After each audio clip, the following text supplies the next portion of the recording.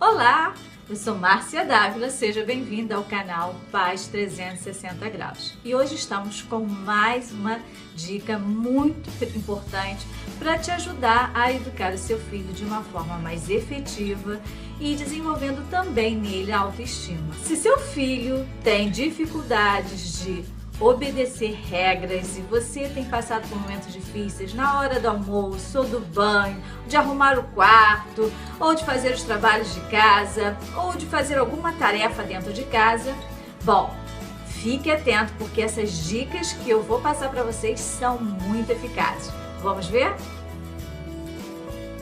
E então, o seu filho costuma recusar a seguir as regras da casa?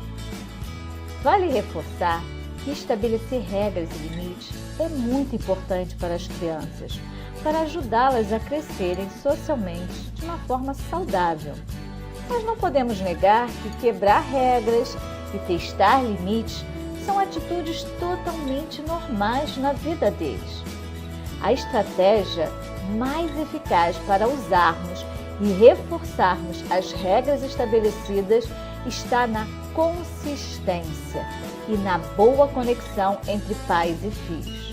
Quanto mais você é consistente naquilo que você estabelece como regra, mesmo que no início as birras sejam muito grandes, e você é firme, porém delicado, harmonioso, isso sim vai fazer com que em pouco tempo seu filho entenda o grande porquê e entenda que seguir regra é importante.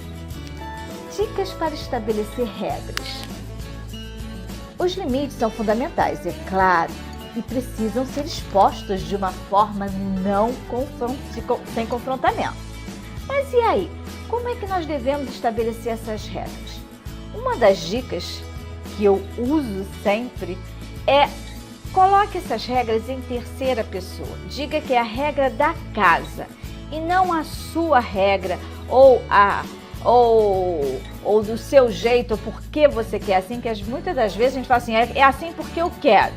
E não é certo, isso é desrespeitoso para a criança, porque ela tem o direito de saber o porquê daquela regra.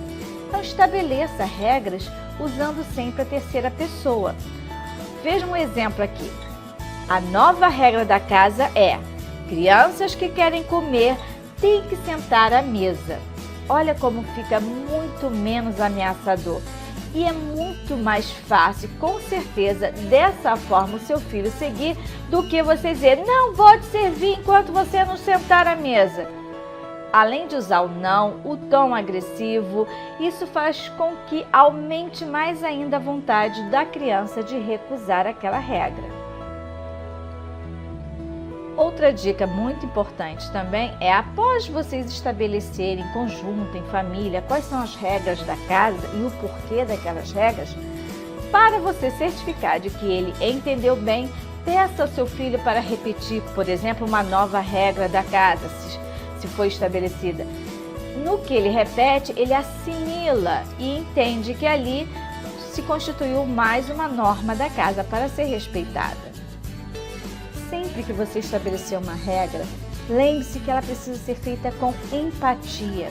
Evite confrontamento com seu filho, aquelas brigas, repetir, colocar o não, porque isso só torna a regra algo desagradável.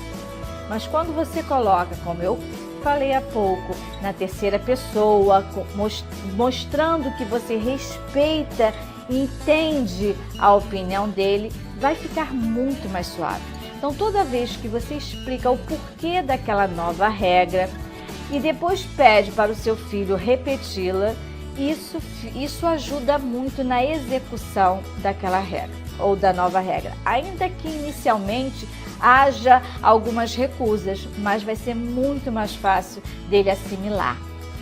Olha um exemplo que você também pode utilizar quando você fizer uma regra, ou melhor, quando essa regra for estabelecida dentro de casa, é você expressar o seu sentimento, lembrando sempre que a empatia precisa estar lá. E também fazendo com que ele se coloque no seu lugar. Olha este exemplo. Eu fico chateada quando você quebra as regras da família. Eu gostaria de saber como você se sentiria se eu quebrasse as suas regras. Isso coloca a criança para pensar sobre a própria atitude. Isso é bastante eficaz. Uma outra questão são as consequências lógicas. Se ele quebrar a regra da casa, o que pode acontecer? Quais são as consequências daquilo? Por exemplo, se ele deixou de comer na hora da comida, o que ele sabe, o que ele precisa ser pré-estabelecido? Que ele vai ficar sem aquela refeição e vai ter que esperar o horário da próxima refeição. Isso é uma consequência lógica e ela também precisa ser estabelecida com antecedência.